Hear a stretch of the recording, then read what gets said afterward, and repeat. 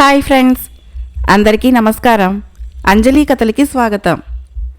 ఈరోజు చందమామ కథ పేరు ఇద్దరు నిరుద్యోగులు. ఈ కథను రచించిన వారు మాజిరాజు కామేశ్వరరావు గారు. బాగా వృద్ధుడైన తండ్రి రామదాసు పోగానే పరశురాంకి బాధ్యత తెలిసి వచ్చింది. 25 వయసు వచ్చినా వాడు ఇంతవరకు ఎలాంటి పనిపాటలు చూసుకోలేదు. పొద్దస్తమానము స్నేహితులతో కబుర్లు, జూదాలతో కాలం గడుపుతూ ఉండేవాడు. తల్లి లేనివాడని రామదాసు కొడుకుని ఏమీ అనేవాడు కాదు. ఇప్పుడు వాడికి చేసిన అప్పులు తీర్చవలసి రావటంతో ఉన్న ఒక్క పూరిల్లు అమ్మేశాడు. వాడి సంగతి బాగా ఎరిగిన వాళ్ళు కావటంతో గ్రామంలో ఎవరూ వాడికి పనివ్వలేదు. తిరిగి తిరిగి బాగా విసిగిపోయిన పరశురాము మరెక్కడైనా బ్రతుకు తెరువు చూసుకుందామని ఒకనాటి సాయంకాలము వేళ గ్రామం వదిలి బయలుదేరాడు. చీకటి పడే సమయానికి వాడొక దట్టమైన అడవిని చేరాడు. ఇంతలో అనుకోకుండా పెనుగాలితో పాటు పెద్ద పెట్టున వర్షం ప్రారంభమైంది. ఆ రాత్రికి ఎక్కడ కాలం గడుపుదామా అని చెట్ల క్రిందుగా నడుస్తున్న పరశురాంకి కొంచెం దూరంలో చిన్న వెలుగు కనిపించింది. వాడు అటుకేసి వెళ్ళాడు. అది ఒక పాడుబడిన దేవి ఆలయం. లోపల గదిలో ఒక దీపం వెలుగుతున్నది. యువకుడొకడు ఆ గదిని బట్టతో శుభ్రం చేస్తున్నాడు. ఆ యువకుడు పరశురాంని చూస్తూనే, బాగా తడిసిపోయినట్లున్నావు, ముందు తల తుడుచుకో అంటూ ఒక పొడి బట్ట వాడికి అందించాడు. పరశురాము తల తుడుచుకొని దుస్తులు మార్చుకున్నాడు.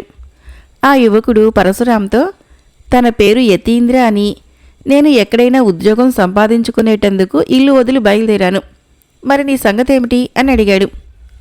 పరశురాం కూడా దాచకుండా తనను గురించి అంతా యతీంద్రకు చెప్పాడు. అంతా విన్న యతీంద్ర చిన్నగా నవ్వి, చూసావా, మనిద్దరము ఒకే పడవ ప్రయాణికులం అన్నమాట అన్నాడు. తర్వాత అతను వెంట తెచ్చుకున్న రొట్టెల మూట విప్పాడు. ఇద్దరూ రొట్టెలు తిని ఆకలి తీర్చుకున్నారు. గదిలో శుభ్రం చేసిన చోట ఇద్దరూ పడుకున్నాక పరశురాము, ఈనాటి వరకు ఉద్యోగ ప్రయత్నం చేయకపోయినా దానికోసం ప్రయత్నించే వాళ్ళ పాటలు విన్నాను.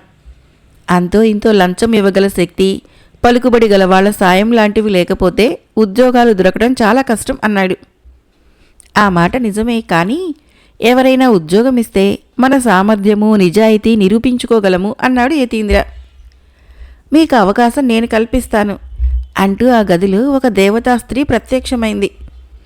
ఆమెను ఆ ఆలయ దేవతగా భావించి పరశురాము యతీంద్రుడు సాష్టాంగపడి, ఈ నిరుద్యోగుల మీద నీకైనా దయ కలిగినందుకు ధన్యులం తల్లి, ఇంతకీ నువ్వు మాకు ఎలా సాయపడాలనుకుంటున్నావు అని అడిగారు. అందుకు దేవత, నేను మీకు 3 మహిమలు గల వస్తువులు ఇస్తాను. వాటి ద్వారా మీరు సాధించిందేమిటో 3వ రోజు రాత్రి ఇక్కడికి వచ్చి నాకు చెప్పాలి అన్నది. తప్పకుండా చెబుతాను తల్లి అన్నారు ఇద్దరూ పరమానందంతో. అప్పుడు దేవత ఇద్దరికీ చెరొక మట్టి ముంతనిచ్చి, ముంతను నేల మీద విసిరి బద్దలు కొట్టి, మీరు ఎవరిని తలుచుకుంటే వాళ్ళు మీ ముందు ఉంటారు అన్నది. తలుచుకున్న మనిషి మా ముందు నిలబడతాడే అనుకుందాం, అందువలన ప్రయోజనం ఏమిటి తల్లి అని అడిగాడు యతీంద్ర. దేవత ఇద్దరికీ చెరొక మిరియపు గింజ ఇచ్చి, ఈ గింజను నోట్లో వేసుకొని మీరు ఆ మనిషిని ఏమి కోరుకుంటే అది కాదనకుండా ఇచ్చేస్తాడు అన్నది. మరి 3వ వస్తువు ఏమిటి తల్లి అని అడిగాడు పరశురాం. దేవత ఇద్దరికీ చెరొక రాగి ఉంగరం ఇచ్చి, ఇది మీ వేలికి ఉన్నంతకాలము పై 2 వస్తువుల ద్వారా మీరు పొందగలిగింది మిమ్మల్ని అంటిపెట్టుకొని ఉంటుంది అని చెప్పి అదృశ్యమైంది. తెల్లవార వస్తుండగా వర్షం పూర్తిగా తగ్గిపోయింది. యతీంద్ర పరశురాంని, నేను తూర్పు దిక్కుగా వెళుతున్నాను, నువ్వు నాతో వస్తావా అని అడిగాడు. ఓహో, నేను పడమటి దిక్కుగా వెళతాను, మళ్ళీ 3వ రోజు రాత్రి ఈ ఆలయంలోనే కలుసుకుందాము అని పడమటి దిక్కుగా బయలుదేరాడు పరశురాం. వాడు ఆ రోజంతా నడిచి బాగా చీకటి పడ్డాక ఒక నగరం చేరాడు. దేవత ఇచ్చిన మహిమగల 3 వస్తువులు ఎలా ఉపయోగించుకోవాలో ముందే నిర్ణయించుకున్నందున పరశురాము ఒక పెద్ద మేడ ముందు నిలబడి మట్టి ముంతను బద్దలు కొట్టి ఆ ఇంటి పెద్దను తన ముందుకు రావాలని కోరుకున్నాడు. కొద్దిసేపట్లో ఓ నడివయసు స్త్రీ తలుపులు తీసుకుని బయటకు వచ్చింది. ఆమె ఒంటి మీద విలువైన ఆభరణాలు చాలా ఉన్నాయి.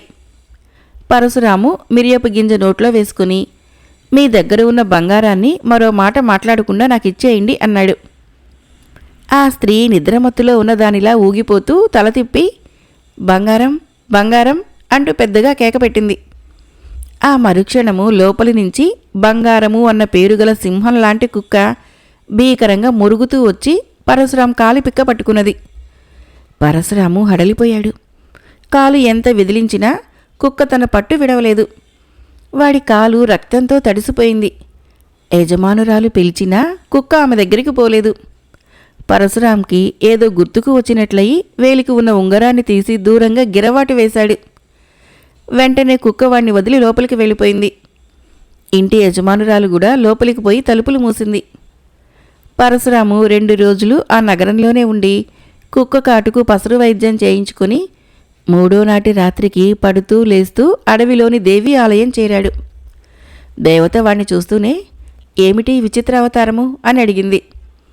పరశురాము ఏమీ దాచకుండా జరిగిందంతా ఆమెకు చెప్పాడు. ఇంతలో విలువైన దుస్తులు ధరించి ఉత్సాహంగా యతీంద్ర అక్కడికి వచ్చాడు. దేవత అతడి అనుభవం చెప్పమన్నది. యతీంద్ర దేవత అనుగ్రహించిన అద్భుత వస్తువులని తానెలా ఉపయోగించుకుంది చెప్పాడు. యతీంద్ర అంతకు ముందే నిర్ణయించుకున్న విధంగా తిన్నగా రాజధాని నగరానికి వెళ్ళాడు. ఆ సాయంత్రం అతడు రాజుగారి ఉద్యానవనం బయట ముంత బద్దలు కొట్టి రాజుగారి రాకను కోరుకున్నాడు. కాసేపటిలోనే ఉద్యానవనంలో నుంచి రాజుగారు బయటికి వచ్చాడు. యతీంద్ర మిరియపు గింజను నోట్లో వేసుకొని, మహారాజా, మీ కొలువులో నాకు తగిన ఉద్యోగం ఇప్పించండి అని అడిగాడు. రాజు చిరునవ్వు నవ్వి, మహారాజుగా చేరు అన్నాడు. ఆ విధంగా యతీంద్రకు ఉద్యోగం దొరికింది. కొలువులో కొంత డబ్బు ముందే తీసుకుని ఉండేందుకు ఇల్లు, మంచి దుస్తులు ఏర్పాటు చేసుకుని దేవీ ఆలయానికి తిరిగి వచ్చాడు. అతడు రాగి ఉంగరాన్ని తిరిగి దేవతకు కృతజ్ఞతతో ఇచ్చేస్తూ, తల్లి, నా స్వశక్తి మీద నాకు నమ్మకం ఉన్నది. లోగడ ఉద్యోగం సంపాదించుకోవటము సాధ్యపడకపోయినా ఇప్పుడు సంపాదించుకున్న ఉద్యోగాన్ని నిలబెట్టుకోగలనన్న ఆత్మవిశ్వాసం కూడా నాకున్నది అన్నాడు ఎంతో వినయంగా. ఇద్దరికీ ఒకే రకమైన వస్తువులిచ్చినా దురాశ కారణంగా పరశురాం వాటి వలన ప్రయోజనం పొందలేకపోయాడు. నేను ఇచ్చిన మిరియపు గింజ ప్రభావం వలన యతీంద్ర అడిగి ఉంటే రాజు అతడికి అర్ధరాజ్యం కూడా ఇచ్చి ఉండేవాడు అని దేవత మాయమైంది. మర్నాడు తెల్లవారుతూనే నగరానికి బయలుదేరిన యతీంద్ర పరశురాంతో, నువ్వు నా వెంట వస్తావా?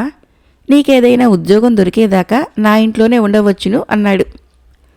తప్పకుండా వస్తాను. నీతో ఉంటూ నేను సంపాదించుకోవలసిన లోకజ్ఞానం ఎంతో ఉంది అని పరశురాము యతీంద్ర వెంట నగరానికి బయలుదేరాడు. మరొక కథ పేరు మంత్రపు చెవి. ఇది జపాను జానపద కథ. జపాను దేశంలో ఒక యువకుడు ఉండేవాడు. అతను ఒకనాడు సముద్ర తీరాన నడుస్తూ ఉండగా ఇసుకలో ఒక మడుగులో ఒక చేప తన్నుకుంటూ ఉండటం కనపడింది. అది సముద్రపు పోటులో ఒడ్డుకు కొట్టుకొని వచ్చి ఆ మడుగులో చిక్కుకొని తిరిగి సముద్రంలోకి వెళ్ళలేకపోయింది. యువకుడు ఆ చేపను చూసి జాలిపడి దాన్ని ఎత్తుకుని పోయి సముద్ర జలంలో వదిలేసి, ఒక ప్రాణికి సహాయపడ్డాను కదా అన్న సంతోషంతో వెళ్ళిపోతూ ఉండగా వెనక నుంచి ఎవరో, కొంచెం ఆగు అని కేకపెట్టారు. అతడు వెనక్కి తిరిగి చూసేసరికి ఎవరో స్త్రీ కనిపించింది. అతడు ఆమెను ఎన్నడూ చూసి ఉండని కారణం చేత ఆమె పిలుస్తున్నది తనను కాదనుకొని అతను మళ్ళీ తన దాన్ని పట్టాడు. నిన్నే, కొంచెం ఆగు అని ఆ స్త్రీ మళ్ళీ పిలిచింది. అతను ఆశ్చర్యపడుతూ ఆగి ఆమె వద్దకు తిరిగి వెళ్ళాడు. సముద్రరాజు నన్ను పంపాడు. ఆయన ఏకైక పుత్రిక ప్రాణాలని నువ్వు కాపాడావు. మా దేశానికి నిన్ను వెంటబెట్టుకొని పోవటానికి నన్ను పంపారు. దయచేసి నా వెంటరా అన్నది ఆమె. నాకు ఈదటం రాదు, సముద్ర రాజ్యానికి ఎలా రాగలను అన్నాడు యువకుడు. ఆ భయం నీకొద్దు. నేను వాస్తవంగా చేపనే. నా వీపు మీద ఎక్కావంటే నిన్నక్కడికి ఏ ప్రమాదమూ జరగకుండా తీసుకొని పోతాను అన్నది ఆమె. ఇద్దరూ కలిసి మోకాలు లోతు నీటిలోకి వెళ్ళాక ఆ ఆడమనిషి పెద్ద చేపగా మారిపోయింది. యువకుడు ఆమె వీపుపైకి ఎక్కాడు. సముద్రరాజు ఉండే చోటికి వెళ్లే దారిలో ఆ చేప యువకుడితో, సముద్రరాజు నిన్నేదైనా వరం కోరమంటే మంత్రపు చెవి తప్ప మరేమీ అక్కర్లేదని చెప్పు.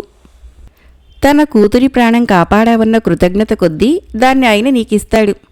దాన్ని చెవిలో పెట్టుకొని ఆలకిస్తే అన్ని ప్రాణుల భాషలు నీకు బాగా అర్థమవుతాయి అన్నది. సముద్రరాజు యువకుడికి గొప్పగా ఆతిథ్యం జరిపాడు. నృత్యగానాలు జరిగాయి. యువకుడు సముద్రరాజు అతిథిగా కొన్నాళ్లుండి ఇంక తన ఇంటికి వెళ్ళిపోతానన్నాడు. అప్పుడు సముద్రరాజు, మా లోకంలో నుంచి నీకిష్టమైంది కోరు, బహుమానంగా ఇస్తాను అన్నాడు. నాకు మంత్రపు చెవి తప్ప మరేమీ వద్దు అన్నాడు యువకుడు. సముద్రంలో అలాంటిది ఒకే ఒకటి ఉన్నది. అయినప్పటికీ నువ్వు కోరావు గనుక దాన్ని నీకిస్తాను అంటూ ఒక గూట్లో ఉన్న మంత్రపు చెవిని యువకుడికి ఇచ్చేశాడు. అతన్ని సముద్ర రాజ్యానికి తెచ్చిన చేపే ఒడ్డుకు చేర్చిపోయింది. యువకుడు సముద్రం ఒడ్డున ఒంటరిగా కూర్చొని ఉండగా కొన్ని పిచ్చుకలు కిచకిచలాడుతూ ఉండటం అతనికి వినిపించింది. అవి ఏమనుకుంటున్నాయో తెలుసుకోవాలని కుతూహలం కలిగి బుల్లి శంఖంలా ఉన్న మంత్రపు చెవిని తన చెవిలో పెట్టుకున్నాడు. వెంటనే అతనికి పిచ్చుకలు అంటున్నది అర్థమైంది. మనుషులు మహా తెలివిగల వాళ్ళమనుకుంటారు, కానీ వాళ్ళకి ఏమీ తెలియదు. ఈ పక్కనే ఉన్న వాగు మధ్యలో జనం కాలు వేసి దాటిపోయే రాయి అచ్చమైన బంగారం. ఆ సంగతి ఒక్కడికి తెలియదు అంటూ పిచ్చుకలు తమలో తాము నవ్వుకుంటున్నాయి. ఈ సంగతి విని యువకుడికి మితిలేని ఆశ్చర్యం కలిగింది. అతను వాగు వద్దకు వెళ్ళి దాని మధ్యలో ఉన్న రాతిని ఎత్తి దానిపైన పేరుకుని ఉన్న పాచిని కడిగేసరికి తళతళ మెరుస్తూ బంగారం బయటపడింది. పిచ్చుకలు అన్న మాటలో అసత్యమేమీ లేదు. యువకుడు ఆ బంగారాన్ని జేబులో పెట్టుకొని తన అదృష్టానికి ఆశ్చర్యపడుతూ ఇంటికి పోతూ ఉండగా 2 కాకులు కా కా అని అరవటం వినిపించింది. అతను మంత్రపు చెవుని తీసి తిరిగి తన చెవులో పెట్టుకొని కాకులు చేస్తున్న సంభాషణ విన్నాడు. మనుషులు వట్టి మూర్ఖులు. ఎక్కడెక్కడి వైద్యులను పిలిపించారు, కానీ ఒక్కడు కూడా జమీందారు గారి పిల్లకు నయం చేయలేకపోయారు. ఎలా నయం చేస్తారు? అది మందులతో మాకులతోనూ నయమయ్యే వ్యాధి అయితే కదా.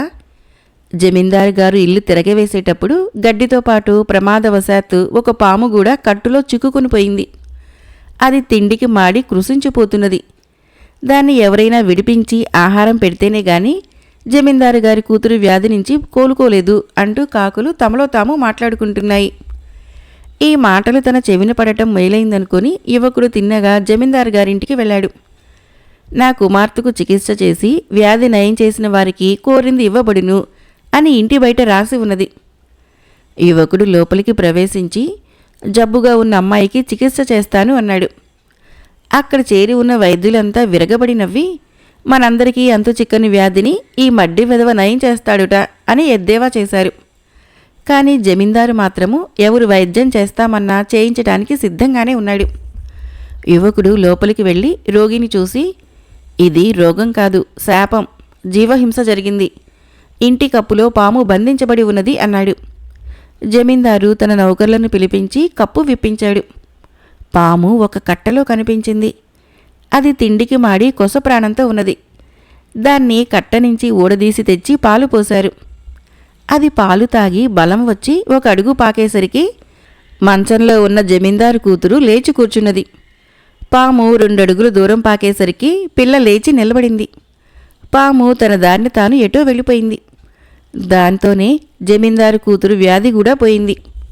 తన కూతురికి చికిత్స చేసినందుకు బహుమానంగా జమీందారు యువకుడికి ఆ పిల్లనే ఇచ్చి పెళ్లి చేశాడు.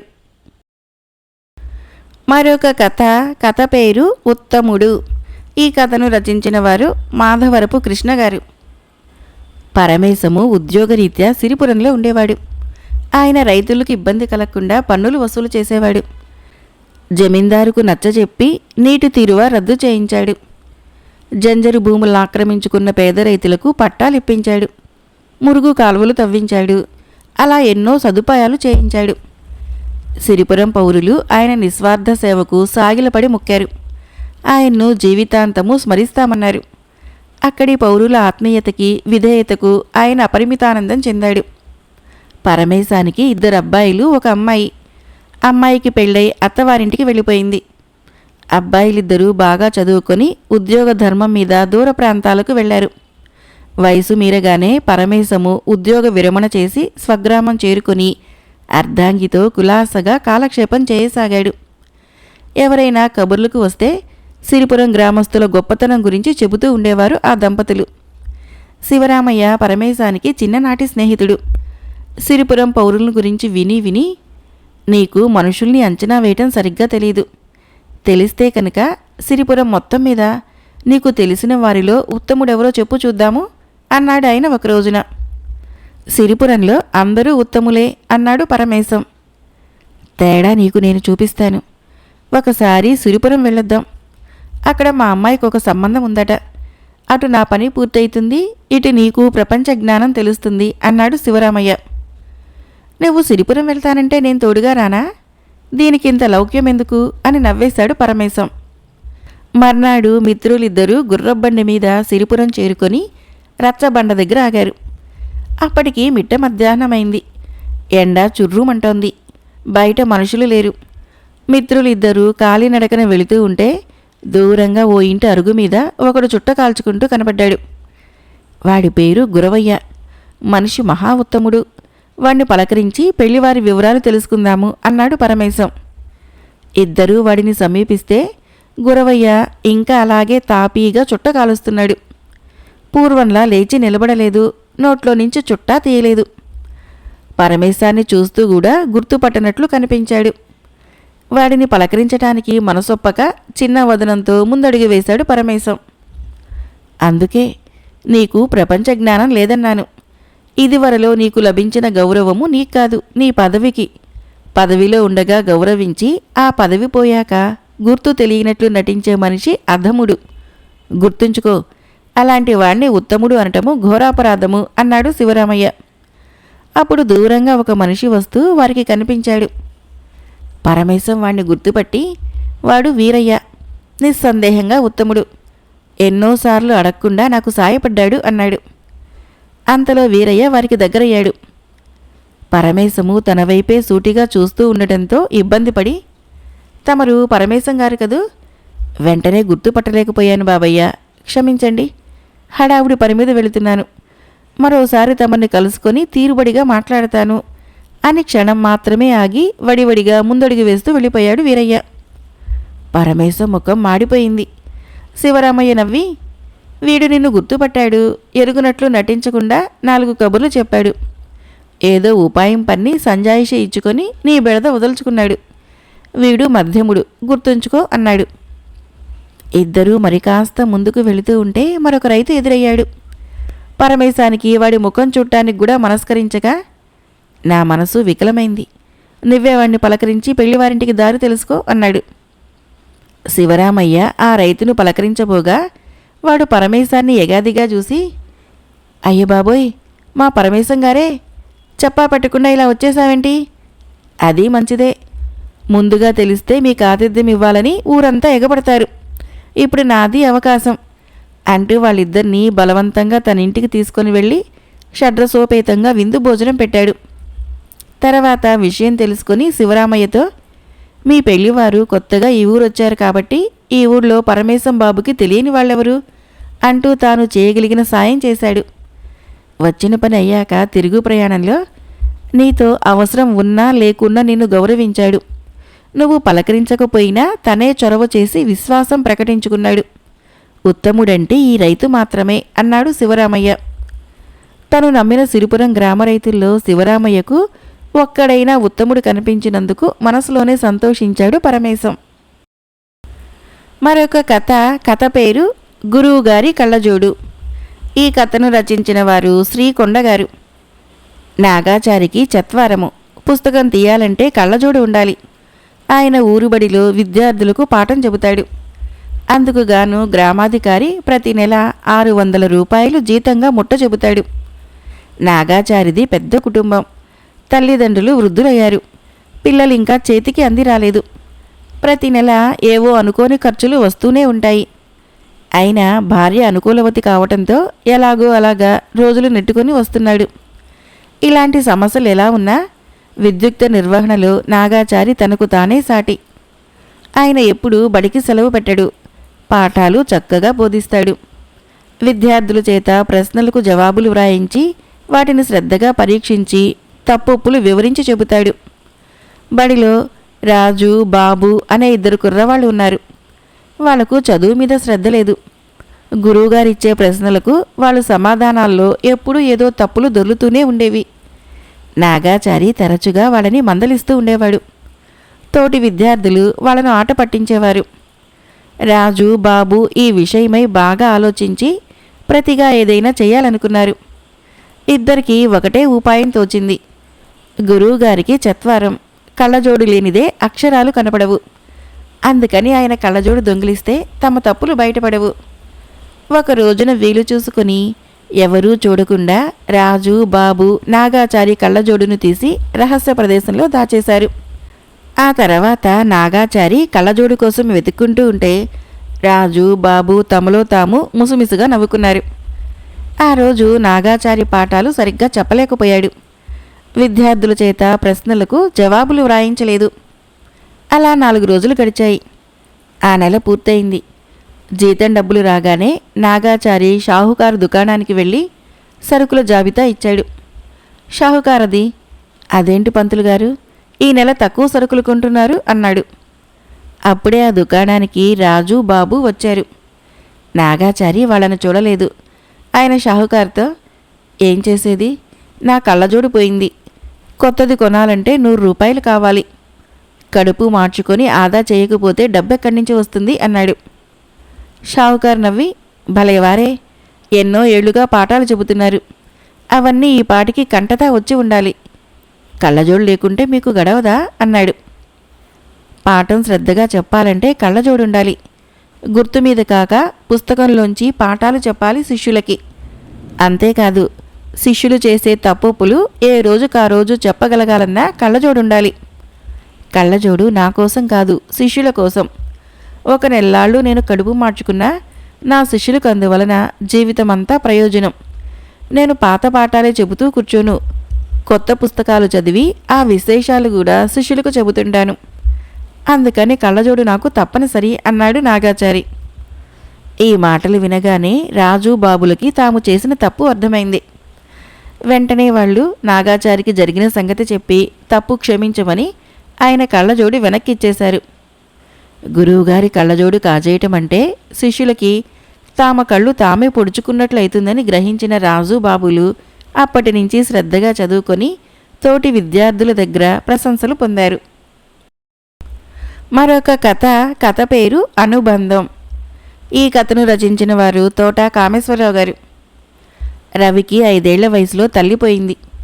వాడికి తల్లి అంటే ప్రాణం. అందువల్ల ఆమె కోసం బెంగ పెట్టుకుని చిక్కి సగమయ్యాడు. ఎప్పుడూ దిగులుగా ఉండేవాడు. రవి తండ్రి పరంధామయ్యకు కొడుకంటే పంచప్రాణాలు. తానే తల్లి తండ్రి అయి వాణ్ణి పెంచి పెద్ద చేయాలని అనుకున్నాడు. కానీ రవి ఎప్పుడూ అమ్మ కావాలని అడుగుతూ ఉండేవాడు. పొరుగుళ్ళో వీరభద్రుడు అనేవాడికి కామాక్షి అనే కూతురుంది.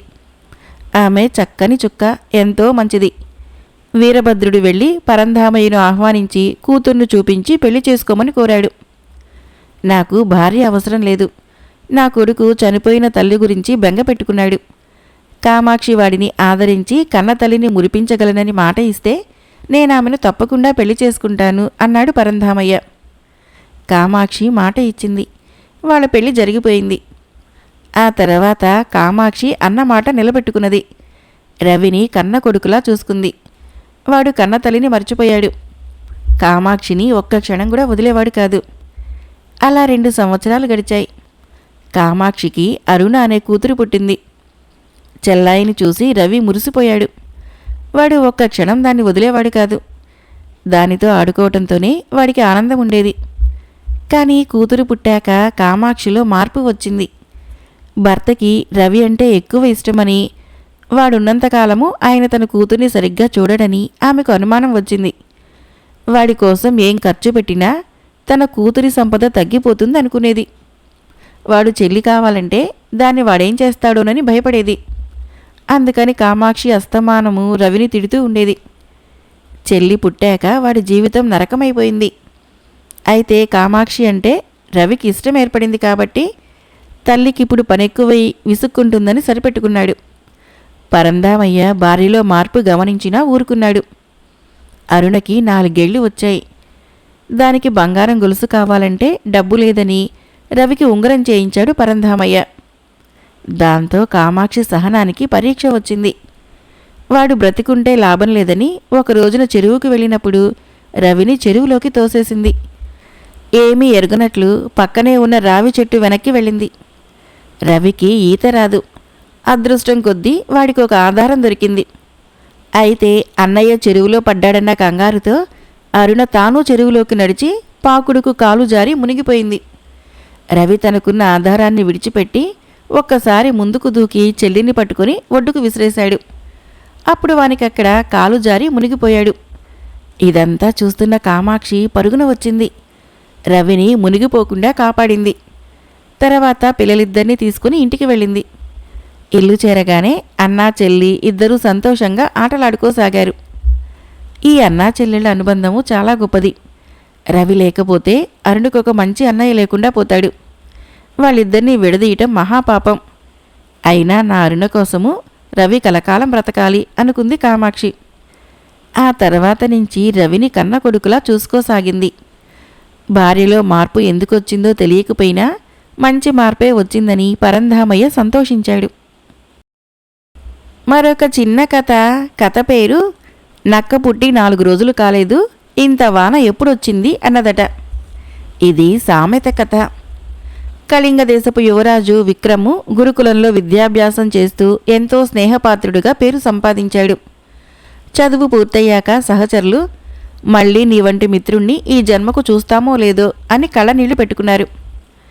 విక్రము వారితో, మిత్రులారా, మనం అప్పుడే విడిపోవద్దు. మీరు కూడా నాతో రండి. నా ఇంట కొన్నాళ్ళుండి రాజ సత్కారాలు పొంది వెళ్ళండి. నాకెంతో సంతోషంగా ఉంటుంది అన్నాడు. ఇందుకు సహచరులందరూ ఆనందంగా అంగీకరించారు. కళింగ దేశపు రాజధానిలో సకల సదుపాయాలు ఉన్న అందమైన భవనము విక్రము మిత్రులకు విడిదిగా ఇవ్వబడింది. లెక్కకు మించిన పరిచారకులు వారిని పలు విధాలా సేవించారు.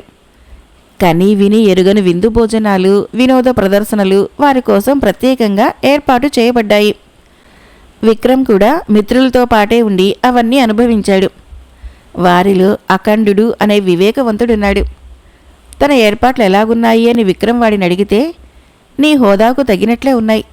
ఏటొచ్చి ఇది నీకు ప్రతిరోజు ఉంటుంది. మాకు నీతో గడిపిన ఈ కొద్ది రోజులు మాత్రమే ఉంటుంది అన్నాడు. ఇలాంటి ఏర్పాట్లు శాశ్వతంగా కావాలా అన్నాడు విక్రమ్ నవ్వుతూ. వద్దు, ఎవరి జీవితం వారికి బాగుంటుంది. అప్పుడప్పుడు ఇలాంటి ఏర్పాట్లు మార్పు కోసం బాగుండవచ్చు, కానీ శాశ్వతమైతే విసుగ్గా ఉండవచ్చును అన్నాడు అఖండుడు.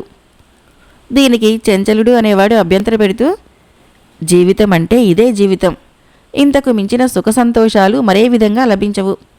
నాకిలాంటి జీవితం లభిస్తే ఇష్టమే అన్నాడు. ఆ తర్వాత 2 రోజులకు ఒక రాత్రివేళ 2 ముసుగు మనుషులు విక్రమ్ మీద దాడి చేశారు. విక్రము చటుక్కున లేచి వాళ్ళని ఎదుర్కొన్నాడు. అలికిడికి కాపలా భటులు వచ్చారు. ముసుగు మనుషులు పారిపోయారు. వాళ్ళు దొరికితే బాగుండేది. నా మీద కుట్ర పన్నిందెవరో తెలిసి ఉండేది అని బాధపడ్డాడు విక్రమ్.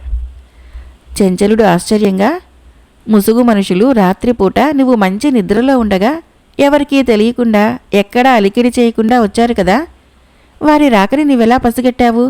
నీ ప్రాణాలు నువ్వెలా రక్షించుకోగలిగావు అని అడిగాడు.